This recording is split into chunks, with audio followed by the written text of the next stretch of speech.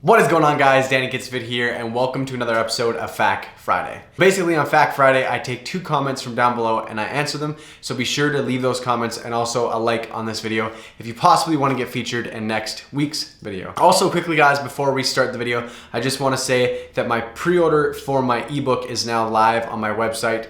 It'll be the first link down below at www.transformablefitness.com. It's called the No BS Fat Loss Guide. Essentially, in the past 2 years, I've taken all my experience I've learned in the industry of fitness and also the practicality of life and science and applied it all to one easy to follow guide for you to reach your weight loss goals. So be sure to check that out before this video starts or after or whenever you want. But we got 2 questions, guys, so let's get into them. So first question comes from Augustine Pineda or Augustine Pineda or something of that nature.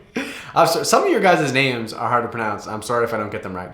But anyways, he or she asks, hey Danny, what is your take on the ketogenic diet and the paleo diet? Are these diets you would recommend or no? Honestly, I get asked this question a lot. And my answer for this is simply the best diet for you is going to be the one that is easiest to follow. So some people can cut out carbs and be great with it. Some people can cut out fat and feel great. Some people can't. So with that is really all of these plans do the same thing. They create a caloric deficit one way or another, and they help you achieve fat loss goals. You have to remember that though, in order to achieve fat loss, you have to be in a caloric deficit. So to follow one of these plans and not adjust your intake at all, so just say you're eating, a lot, and then you start eating, oh, well, I'm gonna still eat a lot, but I'm just gonna cut out carbs.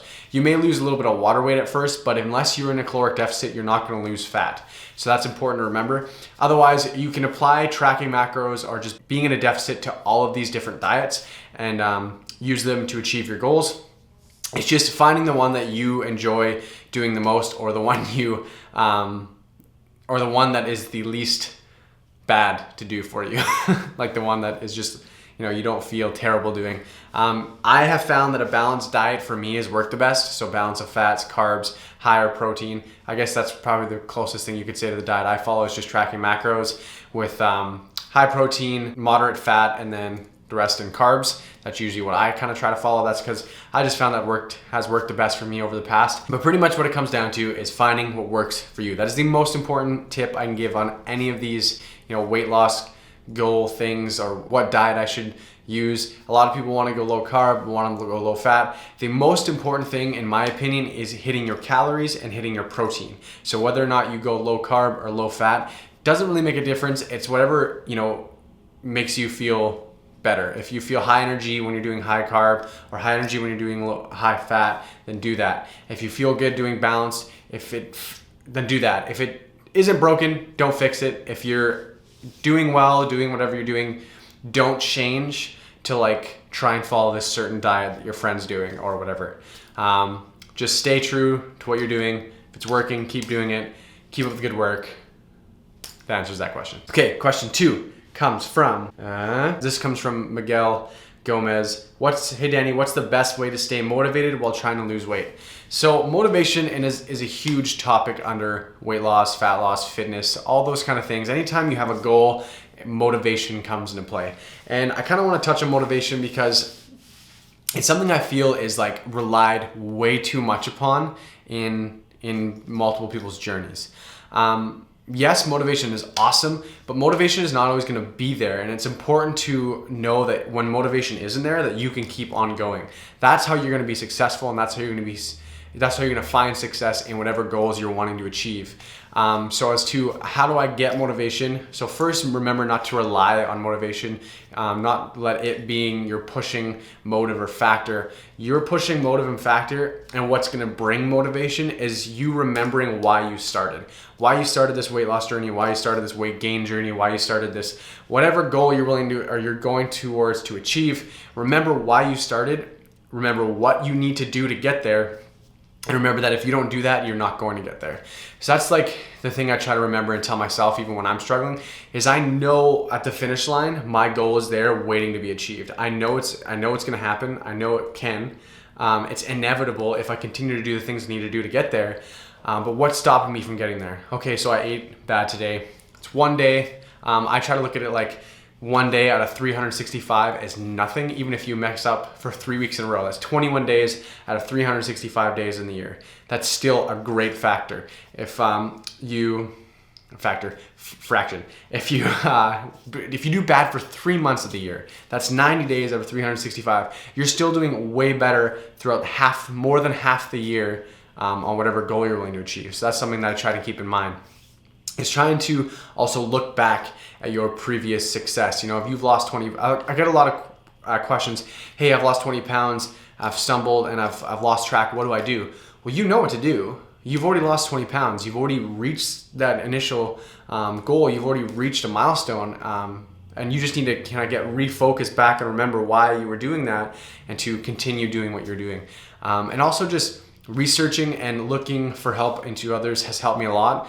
You know, asking questions, you know, looking for my own answers on YouTube, on articles, trying to find legitimate, reliable sources, trying to follow people that I know are in it for the best interest. Like, they're not in it to try and sell you stuff to make money. They're in it to tell you what's what and give you advice if you need it.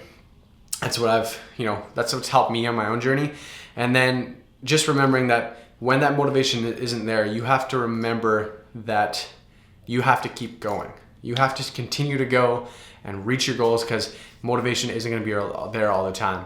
The most thing I could say is, you know, other than that stuff that motivated me, is that I was tired of living the life I was living. I know there's some people out there watching this video right now that are just like tired of being overweight, tired of not being able to do things with their friends, tired of not, you know, being able to fit in maybe in some places. There's some things that come along with being overweight or obese that makes life difficult. It's not the same for everyone, but it was for me, and I know there's some people out there that is this, and I'm telling you that stuff can change if you continue to go. Yeah, guys, this is just really a passionate subject of mine. It's like, motivation is one thing, but you need to remember that you are wanting to get there for you, and you know, other people may be pushing you and they may be your motivational factor in whatever journey, but at the end of the day, they're just giving you advice. They're just giving you experiences. You're the one making that change. You're the one making the choice day to day. You're the one to choose to eat that or that. You're the one choosing to go to the gym. You're the one choosing everything you're doing in your life. So remember that and keep that close to you. Okay, guys, anyways, thanks so much for watching this video. Hopefully you guys are enjoying this series still. Be sure to hit that like button down below if you are. Comment down below for a chance to be featured in next week's video, and subscribe if you're new to the channel, as it helps me out a lot. Until next time, stay swole, my friends. Stay swole. Woo! So they have this new like closing card on YouTube. So now you're able to either go watch my previous video right here, or you can watch this playlist over here of all the other Fact Friday videos. Hey! So be sure to check those out, and thanks for watching, guys.